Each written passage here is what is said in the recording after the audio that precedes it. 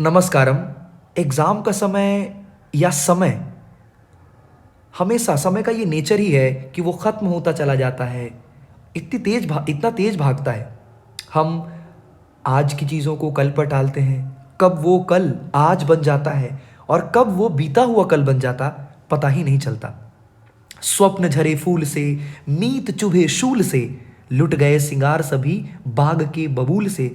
हम खड़े खड़े देखते रहते और समय बीत जाता है। तो हम खड़े खड़े बहार देखते रहे, कारवां गुजर गया गुबार देखते रहे। हम ये काम कर लेंगे, हम ये बाद में कर लेंगे। कब हम एग्ज़ाम के आखिरी महीने में आ जाते हैं, कब कुछ 10-15 दिन बच जाते हैं, और कब एग्जामिनेशन सेंटर्स, और कब हमारे हाथ में एडमिट कार्ड आ जाता है। नींद भी खुली न थी कि हाय धूप ढल गई, पाँव जब तलक उठे कि जिंदगी फिसल गई, पात पात झर गए कि शाख शाख जल गई।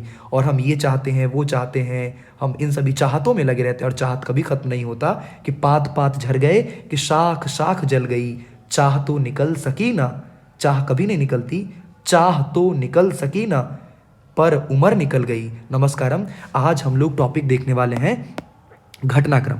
घटनाक्रम एक छोटा टॉपिक है। इसकी शुरुआत मैं कर रहा हूँ घटनाक्रम से कैसे क्वेश्चन पूछे जाते हैं। अगर मैं बात करूँ घटनाक्रम की, घटनाक्रम से कैसे क्वेश्चन पूछे जाते हैं, तो घटनाक्रम के क्वेश्चन की अगर मैं बात करूँ कि घटनाक्रम से किस प्रकार के प्रश्न पूछे जाएंगे, तो घटनाक्रम के प्रश्न में एग्जामिनेशंस के क्वेश्चन पेपर, आपके मान लेता हूँ कि आपके एग्ज़ाम का क्वेश्चन पेपर है, इसमें 8 अलग अलग घटनाएं दी होंगी।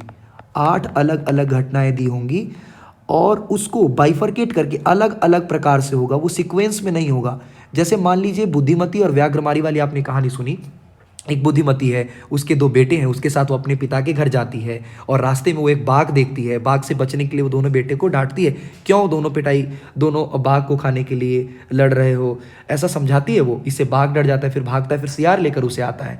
ये 4-5-6 घटनाएं हैं। इस घटना को सबसे पहले बुद्धिमती निकलती है अपने पिता के घर के लिए, फिर बाघ देखते हैं, फिर सियार आता है। अब इसमें क्या होगा, पहले सियार वाली चीज़ों को फर्स्ट माइंड में दे देगा, फिर बाघ देखा वो दे देगा, फिर उसके 2 बेटे हैं, फिर वो पिता के घर जाती है।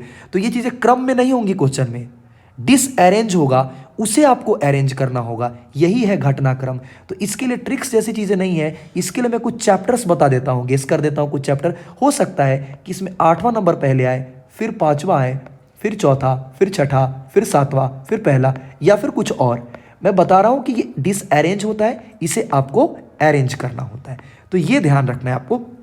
इसके लिए मैं कुछ चैप्टर लिस्ट आपको दे देता हूं, जिस चैप्टर को आप देख लीजिए कौन सा इंपॉर्टेंट है, कौन वेरी वेरी इंपॉर्टेंट है। मैं स्टार मार्क कर देता हूं कि ये चैप्टर इंपॉर्टेंट है और क्यों इंपॉर्टेंट है। जैसे अगर मैं बात करूं कि चैप्टर 2, और कुछ चैप्टर्स ऐसे हैं जिससे नहीं, जैसे चैप्टर 1 से नहीं पूछा जाएगा। सूची पर्यावरण पूरा पूरा श्लोक ही है, उससे थोड़ी ना पूछा जाएगा। तो पूछा जाएगा आपसे किससे, तो आपसे पूछा जाएगा चैप्टर 2 से, जो बुद्धिर बलवती है। बुद्धिर बलवती सदा, इस चैप्टर से आपसे पूछा जाएगा। तो ये इंपॉर्टेंट हो जाता है। और मैं आपको ये भी कहना चाहूँगा, बुद्धिर बलवती ये जो चैप्टर है आपका, चैप्टर 2, इससे 2023 सीबीएसई ये क्वेश्चन पूछ चुकी है। तो मैं इसे बहुत इंपॉर्टेंट नहीं मानता, मैं इसे 1 स्टार देना चाहूँगा कि ये सिंगल स्टार वाला टॉपिक है। फिर अगर मैं बात करूँ, चैप्टर 3 आपके सिलेबस में है नहीं। अगर मैं बात करूँ चैप्टर 4 की, तो चैप्टर 4 से पूछा जा सकता है शिशु लालनम, और ये मुझे लगता है बहुत इंपॉर्टेंट चैप्टर है। अभी राम मंदिर जैसी चीज़ें हुई हैं, शिशु लालनम, इसमें राम और लवकुश की घटनाएं हैं, शिशु लालनम, और इसे मैं 3 स्टार देना चाहूँगा। ये वेरी वेरी इंपॉर्टेंट है। इसकी घटनाएं देख लीजिए और इसको सीक्वेंस में करके प्रैक्टिस कर लीजिए, इससे क्वेश्चन आ सकता है। फिर अगर मैं बात करूँ चैप्टर 5 की, तो चैप्टर 5 से क्वेश्चन पूछा जा सकता है।